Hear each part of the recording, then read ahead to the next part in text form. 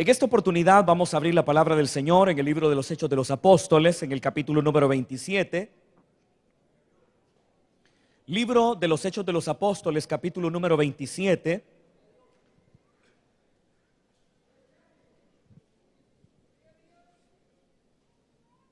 Y vamos a leer desde el versículo número 21 al versículo número 37.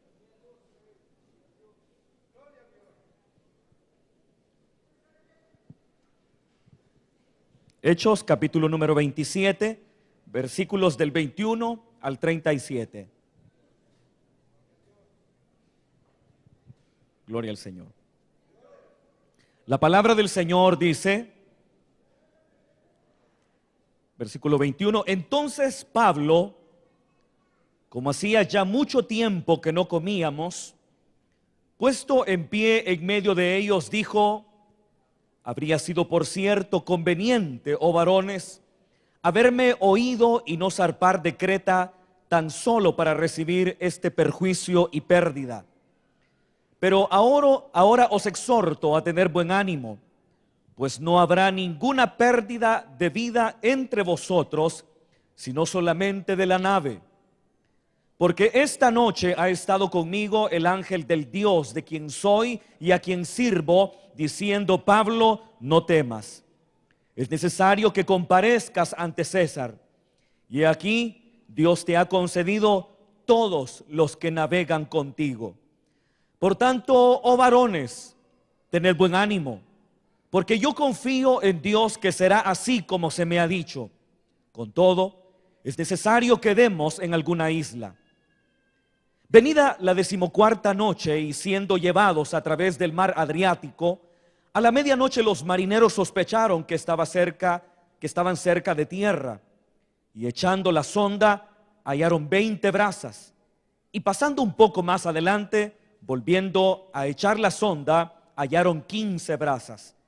Y temiendo dar en escollos, echaron 4 anclas por la popa y ansiaban que se hiciese de día.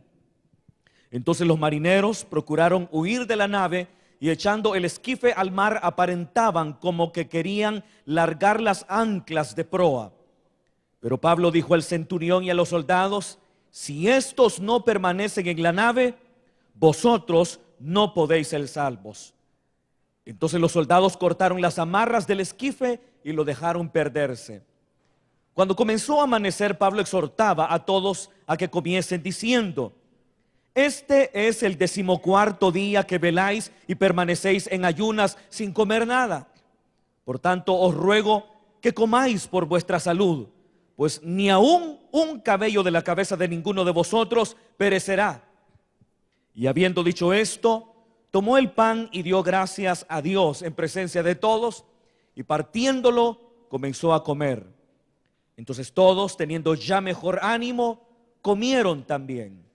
Y éramos todas las personas en la nave 276.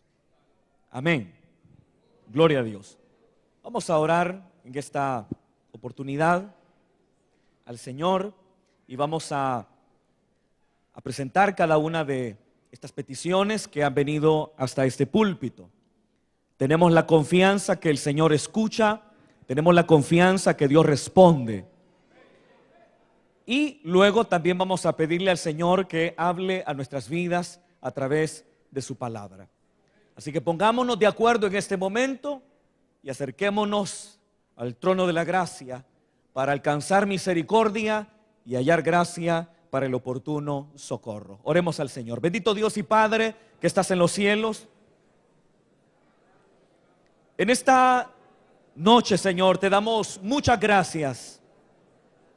Porque en tu infinita misericordia, en lo grande de tu amor, Señor, nos has permitido, Señor, estar acá y tener la oportunidad de cantarte, tener la oportunidad de alabarte, tener la oportunidad de fortalecernos en ti, de gozarnos, Padre Santo, en tu bendita y gloriosa presencia.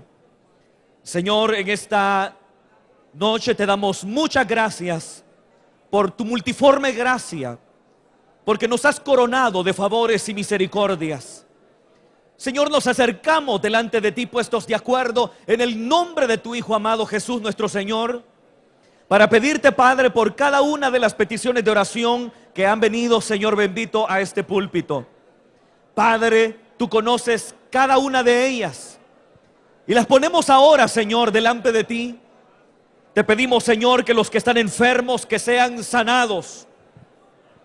Te pedimos, Padre, que aquellos que están pidiéndote provisión, que la reciban, Padre, conforme a tus riquezas en gloria en Cristo.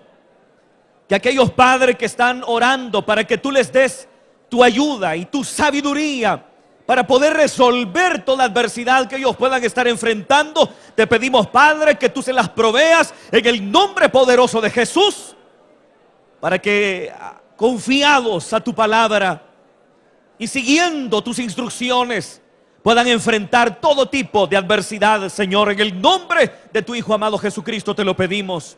Oramos, Padre, por las diversas peticiones y necesidades, rogándote, Señor, que tú traigas respuesta, rogándote que traigas salud para aquellos cuerpos que están enfermos, en el nombre poderoso de Jesucristo. Quienes están viendo o nos verán a través de la televisión, quienes están oyendo a través de la radio, Padre, que sean tocados por tu grande poder y sus necesidades sean suplidas para la gloria de tu nombre. Y ahora, Señor, que hemos abierto tu palabra, oramos a ti, Señor, para que tú nos hables a través de ella. Habla, Señor, a nuestro corazón. Habla que tu pueblo oye. Nuestros corazones, Señor, abrimos.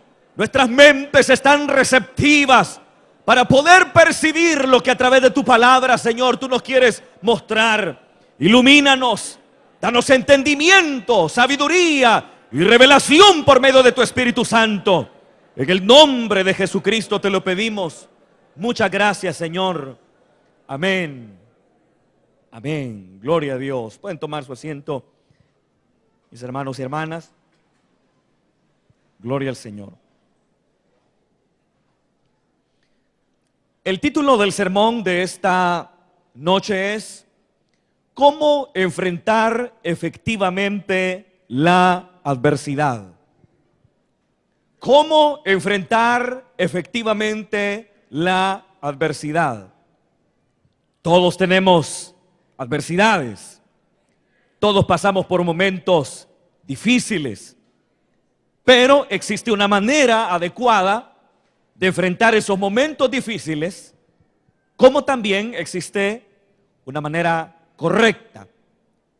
Existe una actitud adecuada, como también existe una actitud inadecuada.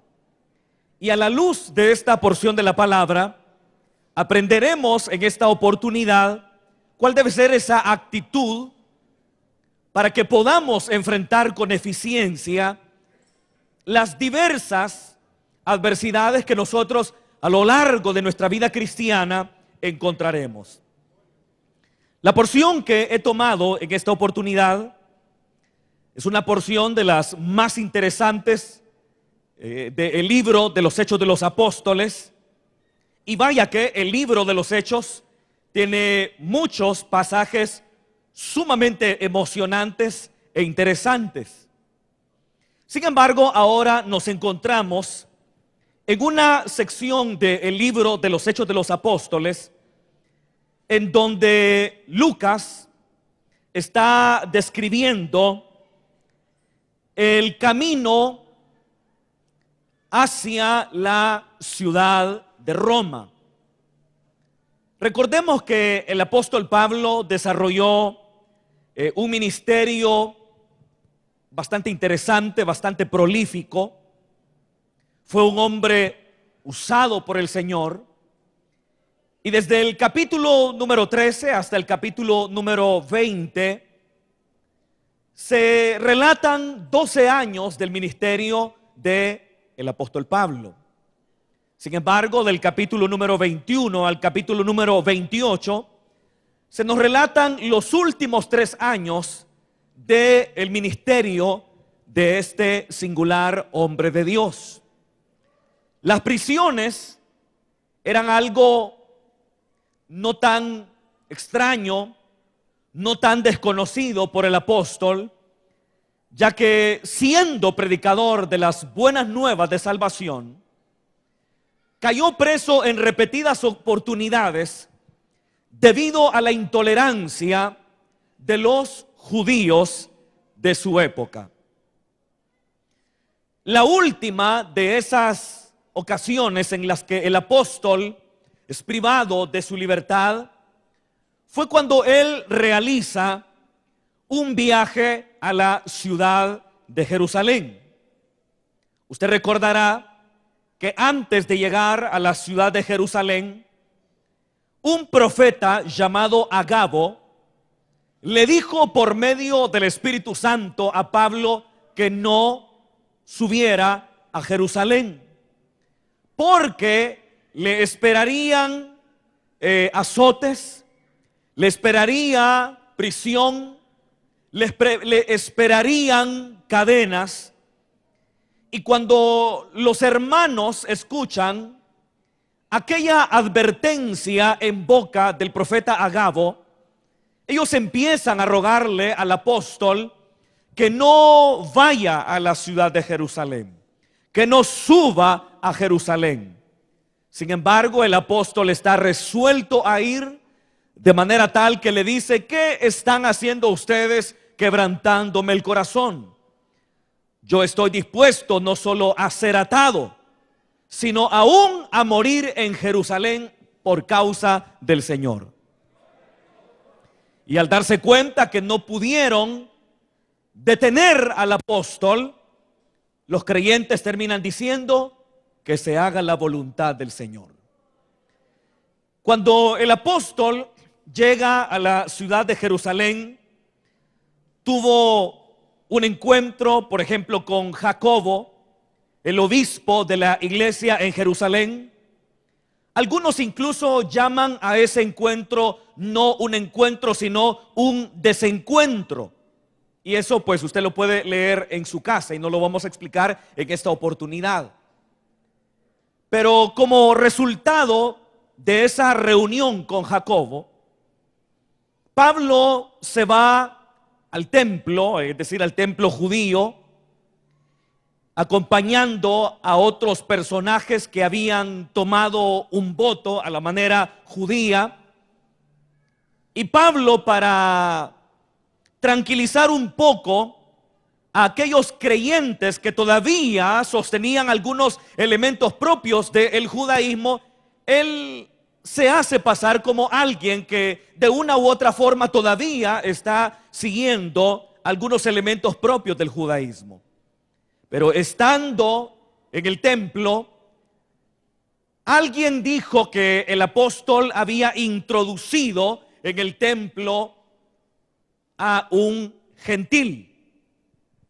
Entonces, como habían algunas secciones dentro del templo donde los gentiles no podían entrar so pena de muerte, esa calumnia le provocó en ese momento muchos problemas al apóstol, porque lo estaban acusando de hacer algo que estaba prohibido y que era castigado con la pena de muerte. Es decir, que un gentil entrara en aquellas zonas que estaba restringido entrar para toda persona que no formara parte del pueblo judío. Los ánimos se caldearon en contra del apóstol, de tal manera que las autoridades romanas que se encontraban en la conocida como fortaleza en el libro de los Hechos de los Apóstoles, pero hoy sabemos que era la famosa Torre Antonia, en una de las esquinas de los muros del templo, descienden inmediatamente para arrancar al apóstol de aquellos judíos que estaban enfurecidos con él, porque, como digo, alguien había dicho que había introducido a griegos dentro del templo, cosa que no era verdad. Y a partir de ese momento, el apóstol queda privado de libertad y nunca más volverá a experimentar una libertad completa, una libertad total. Digo, una libertad completa y una libertad total. Hasta que llega a la ciudad de Roma en donde, según la tradición, él muere por causa del testimonio del Señor. Pero ahí empieza una serie de eventos muy tristes para el apóstol. Aun cuando se había comprobado que él era inocente, no lo soltaban, no lo dejaban ir.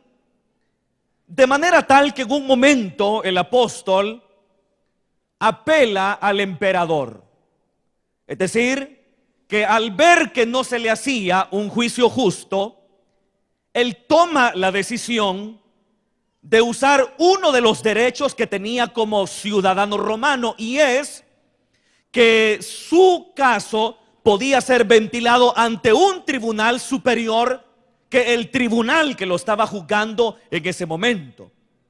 Y como el apóstol Pablo era un ciudadano romano, él era judío, pero era ciudadano romano de nacimiento, porque la ciudadanía romana se podía adquirir a través de una fuerte suma de dinero. Pero en el caso de Pablo, él era un ciudadano romano de nacimiento. Y entre aquellas atribuciones, o más bien entre aquellas ventajas que implicaba ser un ciudadano romano, estaba, como dije hace unos momentos, que los juicios pudieran ser ventilados ante un tribunal superior. Y desde el momento en que el apóstol Pablo apela al emperador para que su caso sea ventilado ante el emperador, inmediatamente el tribunal que lo está juzgando en ese momento ya no tiene jurisdicción sobre él, y ahora no le queda más al apóstol que ser llevado hacia la ciudad de Roma, en donde comparecerá ante el emperador por cuanto había apelado a él para que su caso fuese ventilado. Entonces, él apela al emperador para que su caso sea ventilado por él. Y la porción que nosotros hemos tomado en esta oportunidad nos muestra el naufragio de la embarcación en la que iba Pablo junto con otros presos que se dirigían hacia la ciudad de Roma. Y las cosas no les fue muy bien, las cosas no fueron como se esperaba, de tal manera que una tormenta los sorprende en las aguas, de manera que los saca del rumbo que ellos llevaban. La situación era terrible, no podían ver las estrellas, y usted sabe que para los marineros en la antigüedad era muy importante el ver las estrellas para poderse ubicar. Sin embargo, ellos no podían ni siquiera ver las estrellas. Estaban agotados físicamente por todo ese esfuerzo que implicó tratar de mantener en rumbo una nave que estaba siendo golpeada por fuertes vientos. Y por si eso fuera poco, tenían ya 14 días de no probar alimento. Era una situación muy complicada, era una situación muy difícil, pero en ese barco, en esa embarcación, se encuentra un hombre que ha confiado en el Dios Todopoderoso.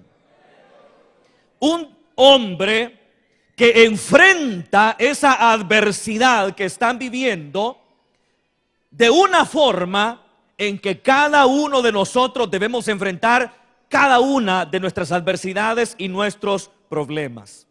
La porción que nosotros hemos tomado nos dice que el apóstol toma la palabra y le dice a las personas que hubiera sido conveniente que le hubieran oído cuando él estaba junto con la embarcación en la isla de Creta. Estando ahí, él les dijo: no salgamos. Sin embargo, pues tomaron la decisión de partir, y lo único que lograron fue, como el apóstol llama en la parte final del versículo número 21, solo perjuicio y pérdida. Pero ahora el apóstol toma la palabra para animar a todas aquellas personas que habían perdido completamente el ánimo. Y él les dice: ahora les exhorto a tener buen ánimo, pues no habrá ninguna pérdida de vida entre vosotros. Es lo que dice el versículo número 22. Sino solamente de la nave, porque esta noche ha estado conmigo el ángel del Dios de quien soy y a quien sirvo. Notemos, hermano, este primer elemento que el apóstol menciona, y él dice: ha estado esta noche conmigo el ángel del Dios, que dice, de quién soy. ¿Dice así su Biblia? Hoy, esta noche, ha estado conmigo el ángel del Dios de quien soy. En otras palabras, el apóstol estaba seguro que él le pertenecía al Señor.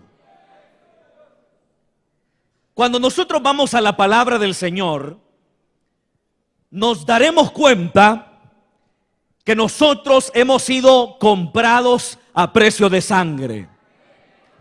El apóstol Pedro en su primera carta dice que fuimos rescatados de nuestra vana manera de vivir, no con oro ni con plata, sino con la sangre preciosa de Jesucristo. Es decir, que cuando Jesús pagaba por nosotros, moría por nosotros, colgado en un madero en el Gólgota, al derramar su sangre, estaba pagando el precio de nuestra salvación. Estaba pagando el precio de nuestra redención. Murió, fue sepultado y resucitó al tercer día, para que los que viven ya no vivan para sí, sino que vivan para aquel que murió y resucitó por ellos. Pero cuando nosotros cobramos conciencia de nuestra pertenencia al Señor, inmediatamente nuestra actitud frente a las adversidades cambiará completamente. Porque cuando usted entiende que usted le pertenece al Señor, que usted está en las manos del Señor y que usted no vale poca cosa, sino que usted vale la sangre de Jesucristo, cuando usted toma conciencia de que pertenece al Señor de la gloria, algo se produce en su vida de tal manera que le lleva a tener una actitud totalmente distinta frente a las adversidades que usted pueda estar experimentando y viviendo. En primer lugar, se fortalece y se ubica nuestra identidad. Porque cuando usted sabe que le pertenece al Señor, su identidad se fortalece. Porque usted se da cuenta que no es poca cosa. Muchas veces las personas que nos rodean nos tratan como que si nosotros fuéramos poca cosa. Y algunas veces incluso probablemente más de algunas se crió en un hogar donde siempre le menospreciaron, donde siempre abusaron verbalmente de su vida. Siempre le dijeron que era un inútil, siempre le dijeron que era un tonto, siempre le dijeron que usted no servía para nada. De forma tal que va desarrollando una autoestima muy baja, y aquella identidad saludable que debería de tener no la posee por esa combinación de factores que han deteriorado esa identidad saludable que nosotros deberíamos de tener. Sin embargo, cuando nosotros venimos a Jesús, nos damos cuenta que no somos lo que la gente dice que somos, sino que somos lo que la palabra del Señor dice que somos. Eso usted lo tiene que tener muy claro. Usted no es lo que la gente dice que usted es. Porque la gente o nos puede poner muy abajo o nos puede poner muy arriba. Y eso es peligroso. No hay que tener un concepto de nosotros mismos en el que nosotros nos pongamos muy abajo, ni tampoco que nos pongamos muy arriba. El apóstol Pablo escribe y dice que cada uno debe tener un concepto de sí mismo adecuado. Es decir, ni creernos más de lo que somos, ni creernos menos de lo que somos. Pero como digo, muchas personas aduladoras probablemente dirán muchas cosas buenas de nosotros, como también muchas personas malintencionadas dirán muchas cosas equivocadas y negativas de nosotros. Pero es ahí cuando nosotros tenemos que prestar atención no a lo que la gente dice de nosotros, no lo que el diablo dice de nosotros, sino que tenemos que aprender a prestar atención a lo que Dios dice en su palabra de nosotros. Porque cuando nosotros aceptamos lo que Dios dice en su palabra de nosotros, entonces tendremos esa autoestima y esa identidad adecuada que nos permitirá pararnos firmes frente a toda adversidad que nosotros podamos tener en la vida. Que nos paremos firmes como David se presentó delante de Goliat. ¿Se le recuerda a usted, hermano? Pero está seguro. El apóstol Pablo sabe que es del Señor, que pertenece al Señor. Su identidad está clara. Sabe que le pertenece al Señor. Ese sentido de pertenencia a Cristo también nos da seguridad a la hora de enfrentar la adversidad.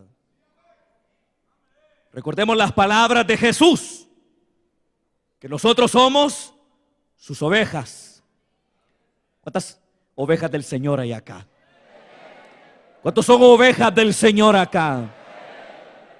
Para ser oveja del Señor hay que creer en Jesús.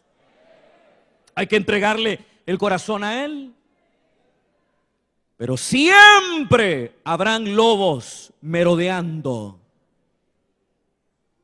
Siempre habrán lobos rapaces que no perdonan el rebaño. Siempre habrán. Pero Jesús dijo: el que está en mi mano, nadie lo arrebatará. Porque el Padre que me dio mis ovejas es mayor que todos. Entonces hay momentos de dificultad, momentos de adversidad que le hacen sentirse inseguro, que le hacen sentirse confundido, confundida, y no sabe qué hacer. Siente que le han movido la alfombra bajo sus pies, o de pronto recibe un golpe que lo confunde, lo deja noqueado por un par de segundos en las lonas. Porque en más de algún momento, hermano, recibimos un golpe que nos tira al suelo, que nos derriba. Pero antes de que la cuenta llegue hasta 10, nos levantamos porque Dios está con nosotros. Y como el apóstol Pablo escribiera: estamos derribados, pero no estamos destruidos. Porque en un momento dado podemos recibir un golpe que nos noquea, que nos deja fuera de sí, que nos descontrola por un momento. Y empieza el referee a contar 1, 2, 3. Si usted está ahí como groggy, no se puede levantar, está como confundido, pero es ahí cuando la mano poderosa del Señor le levanta.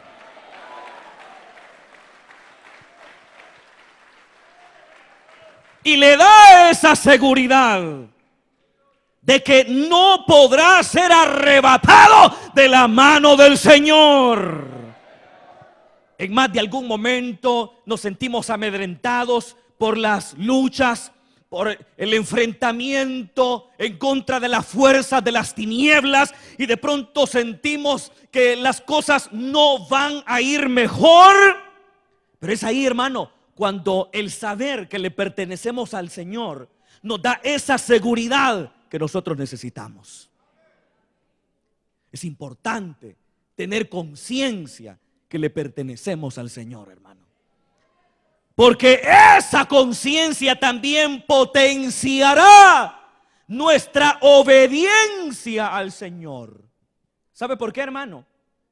Porque cuando cobramos conciencia que le pertenecemos al Señor, sabemos que nuestro tiempo no es nuestro. Sabemos que todo lo que tenemos no es nuestro. Sabemos que nuestro cuerpo no es nuestro. Muchas veces nosotros nos llenamos la boca diciendo mío, mío, mío, esto es mío. Esto es mío, usted no tiene nada, todo es del Señor. Pero cuando yo cobro conciencia que soy del Señor, que le pertenezco a Él, que mi tiempo le pertenece a Él, entonces yo voy cuidando de una sabia administración de mi tiempo. Me doy cuenta que lo que tengo es de Él. Me doy cuenta que mi cuerpo es de Él. Porque el Señor no solo ha redimido almas desnudas, sino que Él nos ha comprado totalmente. Y nuestros cuerpos también han sido comprados a precio de sangre. Por eso todos aquellos que creyeron en Jesús y que ahora se nos adelantaron, cuando suene la final trompeta, esos cuerpos resucitarán incorruptibles. Pero es bien importante, hermano. El apóstol está diciendo: ha estado conmigo el ángel del Dios. ¿Pero cuál Dios? Ese Dios a quien yo le pertenezco. Ya no me pertenezco a mí mismo, está diciendo el apóstol. Ya no me pertenezco a mí, mi tiempo, mi dinero, mi cuerpo, mi vida, ya no me pertenece. Y él lo tiene muy claro. Y la claridad de esa realidad nos da la fuerza para no amilanarnos frente a la adversidad. Y él dice, no solo reconoce que le pertenece a Dios, sino que al mismo tiempo está diciendo que es un servidor de Dios. En otras palabras, había descubierto el propósito de su vida. Porque ¿qué propósito más grande puede haber en el mundo que el servir al Rey de los Reyes y al Señor de los Señores? Cuando una persona no se ha entregado a Jesús, cuando una persona vive para sí mismo, para satisfacer sus intereses mezquinos, y vela solamente por lo suyo, en detrimento de los intereses de los demás, esa es una persona que no ha descubierto la razón de la vida, el verdadero sentido de la vida. Pero cuando una persona se ha entregado a Jesús y se da cuenta que ya no se pertenece, sino que ahora le pertenece a Él, Y la conciencia de esa pertenencia al Dios que a precio de sangre nos compró, nos lleva a entregarnos completamente y a servirle en todo aquello que Él demande de nosotros. Y Él dice, el apóstol sigue diciendo que el ángel le dijo: no temas, es necesario que comparezcas ante César. Y aquí Dios te ha concedido todos los que navegan contigo. Fíjese que esto de llegar a Roma, porque cuando el ángel le dice a Pablo, es necesario que comparezcas ante César, básicamente lo que le está diciendo: Pablo, vas a llegar a Roma. ¿Me están escuchando, hermanos? Él está garantizando que llegará a Roma, porque es ahí donde comparecería ante el emperador.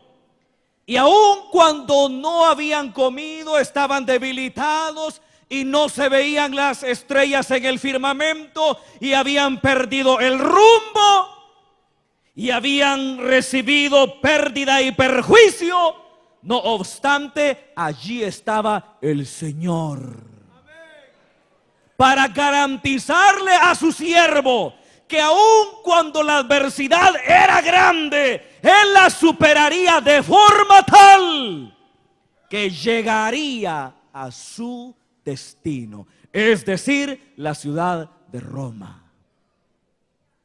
El Señor le está garantizando que llegará. Le está garantizando que llegará. Y esta es la segunda vez que el Señor le dice a Pablo que tiene que llegar a Roma. En el capítulo 23 del libro de los Hechos de los Apóstoles, usted lo puede leer en su casa, ya el Señor Jesús le había dicho a su siervo: así como has testificado de mí en Jerusalén, así también tendrás que testificar en Roma. Ya se lo había dicho. Y cuando el apóstol sube a la embarcación y sufre lo que él llama perjuicio y pérdida, él no olvidaba que su Señor en Jerusalén o en Cesarea le había dicho: como hablaste de mí en Jerusalén, lo harás en Roma. En otras palabras, el apóstol, a pesar de todo lo que estaba viviendo, no había perdido de vista lo que el Señor Jesús le había dicho en una visión de noche en Cesarea: llegarás a Roma, y así como testificaste con valentía en Jerusalén, también testificarás de mí en Roma. Y si Jesús le había dicho que llegaría a Roma, se podía hacer pedazos ese barco, no importa.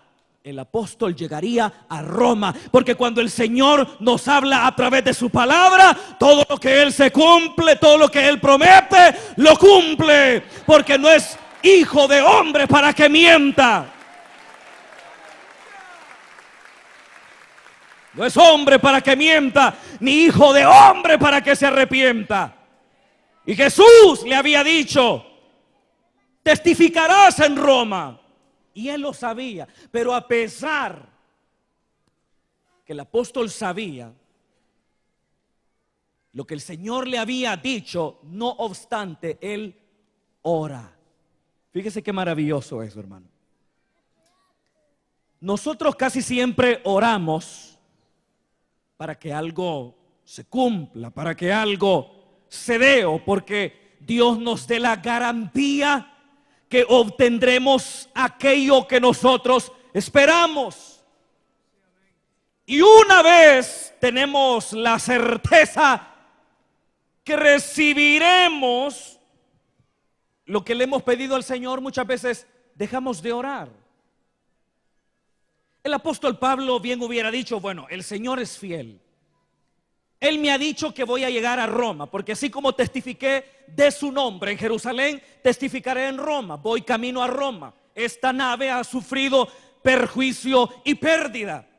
Así que yo no sé cómo hará el Señor, pero finalmente yo llegaré a Roma. El apóstol pudo haber adoptado esa actitud, pero no adoptó esa actitud, sino que en medio de la crisis ora al Señor.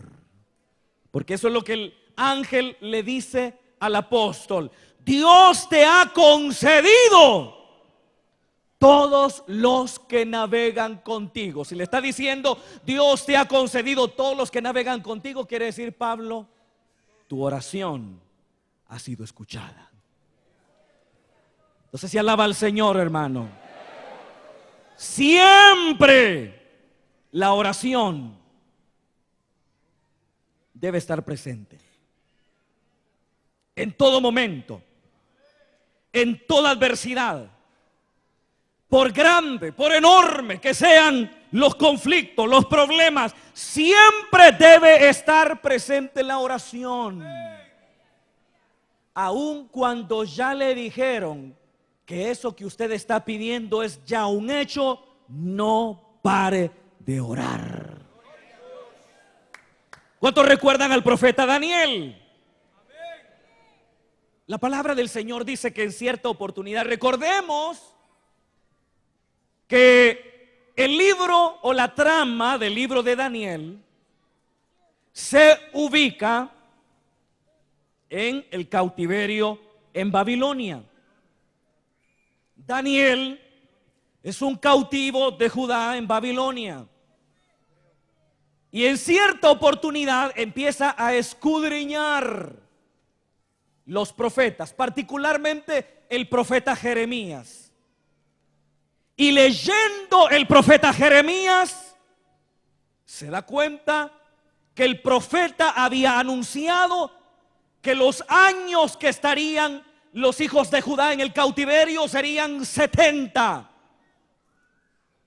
Y estaban a punto de cumplirse. Entonces, Daniel bien hubiera dicho, bueno, Dios es fiel, Dios es verdadero. Ya los 70 años están por cumplirse, y una vez los 70 años se cumplan, regresaremos otra vez a nuestra tierra, volveremos otra vez a Jerusalén.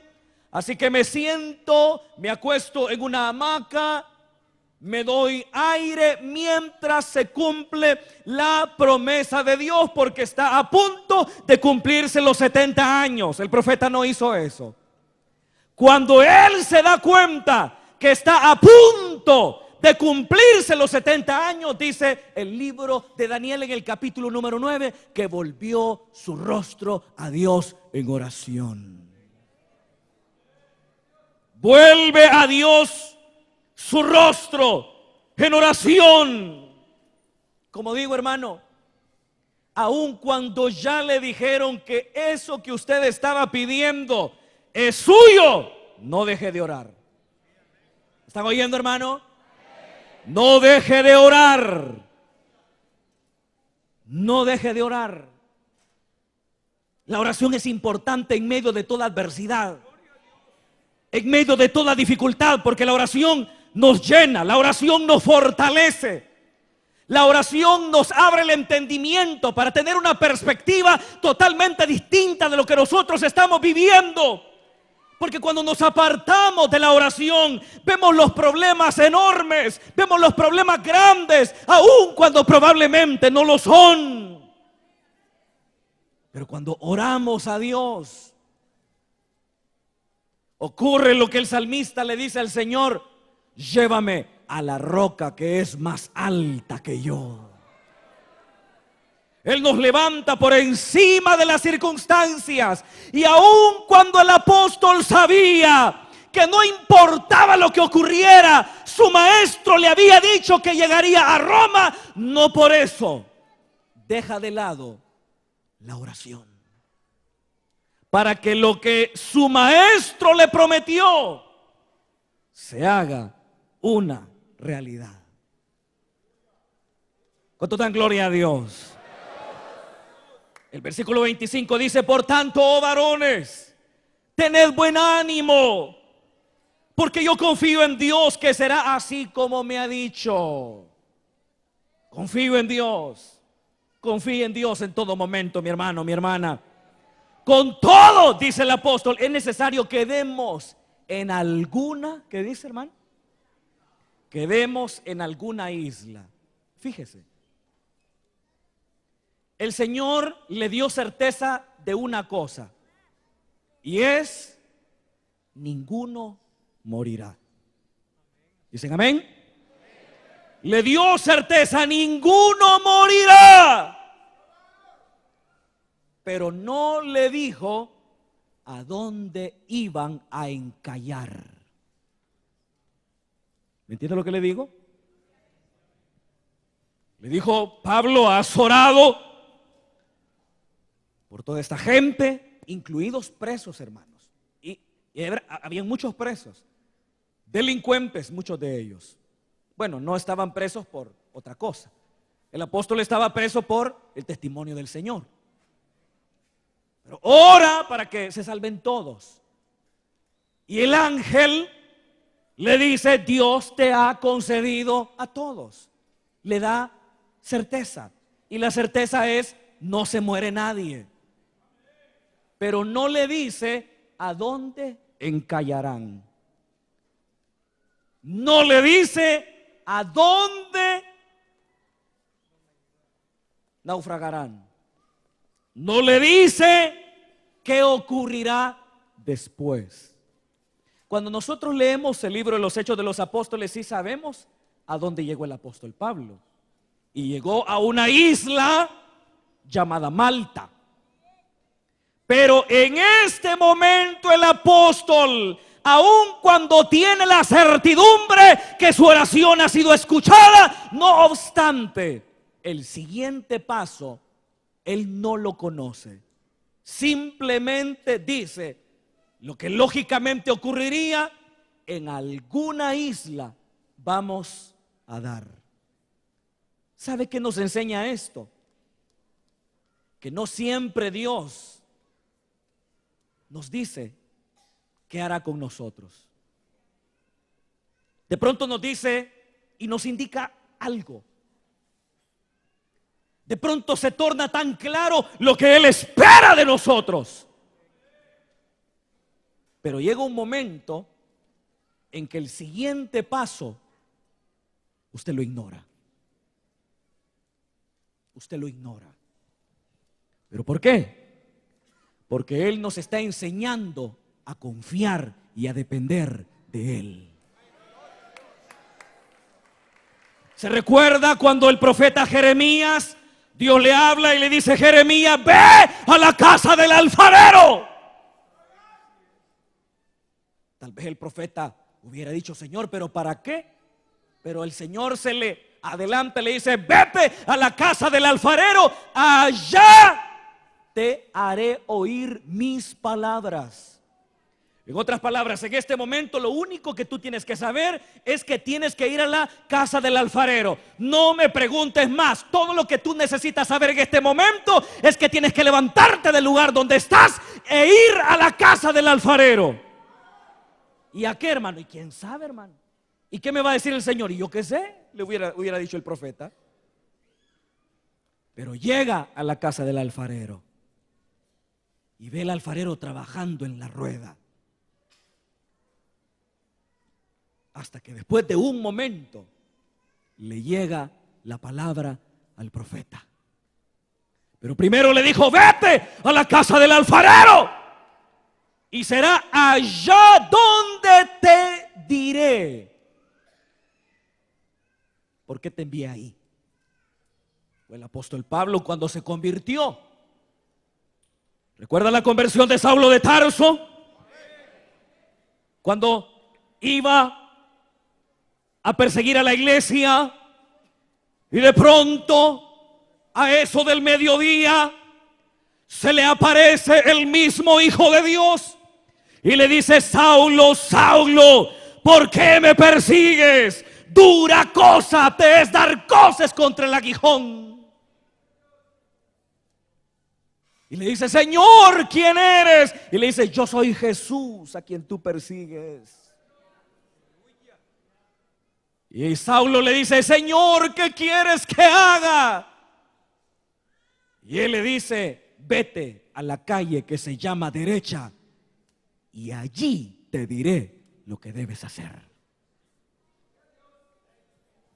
¿Cómo iba Saulo? Ciego. ¿Quién sabe quién vive en la calle que se llama derecha? No sabía más. Ciego, tuvo que ser llevado, tomado de la mano, ciego, sin saber nada. Sin saber absolutamente nada. Pero lo que él hizo fue obedecer lo que en ese momento Jesús le estaba pidiendo: llegar a la calle que se llama derecha. Y una vez ahí, ya el Señor le mostraría el siguiente paso. Y de igual manera, cuando Dios nos deja en algunos momentos en suspenso, no es porque Él deja las cosas a medias, sino que nos está queriendo enseñar a depender de Él, a confiar en Él. Y con esto termino porque el tiempo se acabó. Dice la palabra que estando en esa circunstancia, los de la tripulación, los marineros, al ver que el barco se estaba prácticamente haciendo pedazos, quieren huir. ¿Me están escuchando, hermano? Quieren huir, quieren escapar. Y empiezan a bajar el esquife, es decir, una lancha para salvarse. Empiezan a bajar, a bajar. Ellos estaban haciendo eso como que estaban haciendo otra cosa para no despertar sospechas que la tripulación, que los marineros, que eran tan indispensables en ese momento para que la gente no sospechara que ellos se iban. Pero el apóstol Pablo estaba atento y se dio cuenta que los marineros querían irse y que estaban bajando de manera disimulada el esquife para escapar. Y el apóstol sabía que no podrían sobrevivir si los marineros huían. Es como que usted vaya en un avión, hermano, y de pronto, hermano, por alguna razón se tiren los pilotos del avión, hermano. ¿Y cómo hacemos, hermano? Y si los marineros se quieren escapar, entonces ¿cómo vamos a podernos salvar? Y fíjese, y con esto termino, quiero ser lo más breve posible.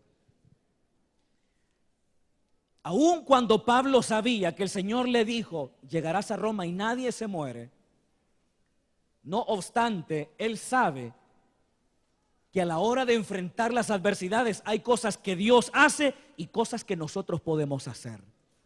El apóstol bien hubiera visto que aquellos estaban escapando y hubiera dicho: que se vayan. Que se vayan, de todos modos el Señor está con nosotros y ya me dijo que no nos vamos a morir. Que se vayan. Pero Pablo sabía que para enfrentar siempre una adversidad, Dios siempre hace lo imposible, pero siempre hay cosas que también nosotros podemos hacer. Y por eso el apóstol le dice a los soldados: ¡hey!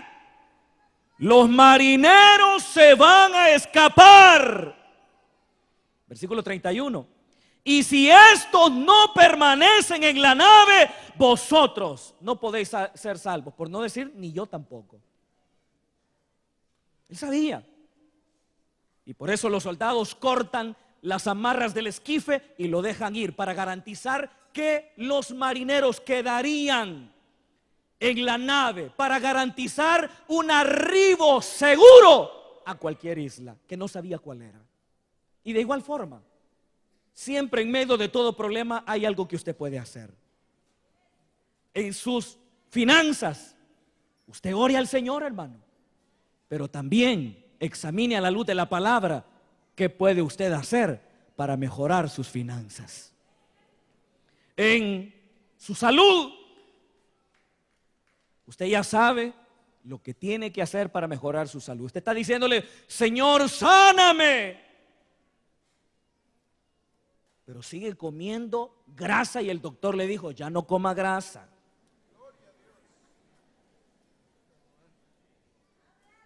Ya no use sal, y usted sigue usando sal.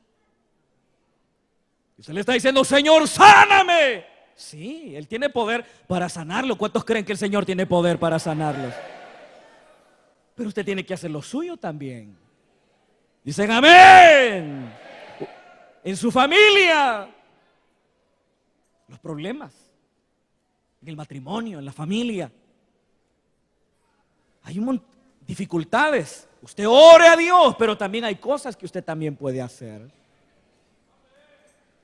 Por no decir que quizás usted es el provocador, el detonante de los problemas. Pero siempre hay algo que podemos hacer. Dicen amén. Dejemos que Él haga lo imposible y nosotros hagamos lo que nos corresponde. Padre que estás en los cielos, te damos gracias porque a través de tu palabra tú nos has hablado en esta hora. Gracias porque nos instruyes. Gracias porque nos enseñas. Porque quieres, Señor, que siempre vayamos de gloria en gloria, de triunfo en triunfo. Ayúdanos a seguir las instrucciones de tu palabra. Y trae, Padre, la ayuda, la fortaleza que cada uno de tus hijos y de tus hijas necesita. Levante su mano ahí donde está y reciba en este momento la fortaleza de lo alto. Reciba en este momento el sustento del Señor sobre su vida. En medio de sus adversidades, en medio de sus dificultades, no olvide que a usted le pertenece, por cuanto fue comprado y fue comprada a precio de sangre. Señor, en tus manos encomendamos nuestras vidas y te damos, Padre, el honor y la gloria a ti. Y te lo pedimos todo en el nombre poderoso de Jesucristo. Muchas gracias, Padre. Amén, Señor.